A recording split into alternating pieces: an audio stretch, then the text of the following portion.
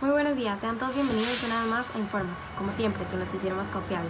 El día de hoy tenemos un tema que a veces pasa por desapercibido, pero hemos decidido traerlo a la luz.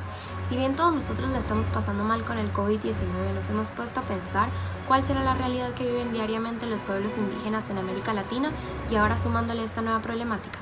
A continuación, mi compañera Camila Corella nos pondrá al tanto.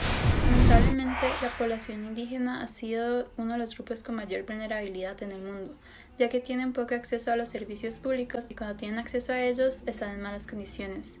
Ha sido un grupo que se ha olvidado a lo largo de la historia y se presentó una serie de omisiones y violaciones a sus derechos a pesar de que existan asociaciones que luchen por sus derechos y los protejan.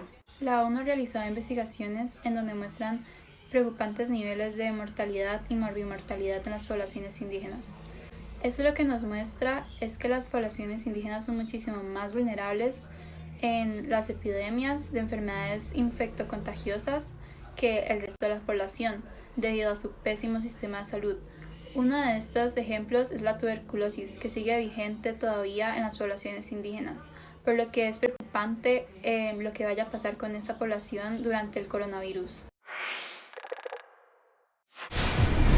En el ámbito económico, Latinoamérica sufrió una gran transformación que disminuyó la pobreza, pero este cambio no benefició a la población indígena, ya que actualmente representan al 14% de población en pobreza y al 17% de población en pobreza extrema, además de que son más propensos a vivir en hogares con malas condiciones y a no estar lo suficientemente calificados para tener un empleo que pueda sustentar sus necesidades básicas y las de su familia.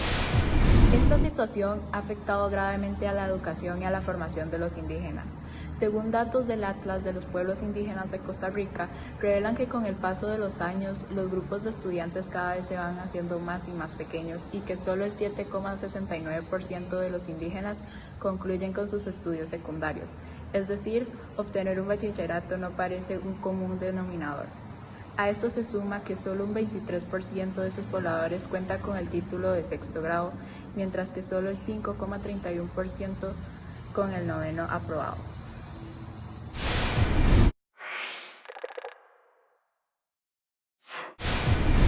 En cuanto a la salud de los indígenas tienen muy poca accesibilidad a servicios sanitarios y a atención médica. Y cuando la reciben, la calidad es muy poca, ya que no hay suficientes médicos ni recursos para atenderse adecuadamente. En relación a la pandemia, los indígenas son uno de los grupos que más están expuestos, ya que sus maneras de vivir, es decir, el hacinamiento en sus hogares y las pocas medidas sanitarias que tienen, permiten que las enfermedades infectocontagiosas se esparzan rápidamente. Un claro ejemplo de esto es la tuberculosis, que todavía no se ha podido lograr disminuir en estas comunidades. El mejor consejo que dan los antropólogos y los médicos ante esta situación es que los indígenas se aíslen totalmente del resto del país para así poder evitar que la pandemia se contagie y cause un gran impacto en las comunidades indígenas. Gracias.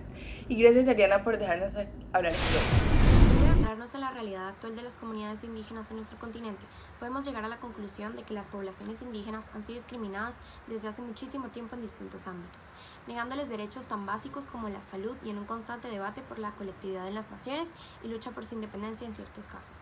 Claramente todo esto ha ido empeorando y la llegada de la pandemia ha reafirmado el olvido social que estos enfrentan.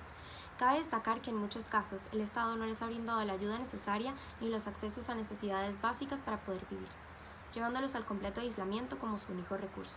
Si bien ya es un tema del que se ha empezado a hablar y en Latinoamérica ya existen fundaciones que los ayudan, tales como la Fundación FILAC o CONAI, entre otras, todavía se necesita generar conciencia de esta situación y soluciones prácticas a nivel gubernamental para poder adaptarse a sus propias realidades. Muchas gracias.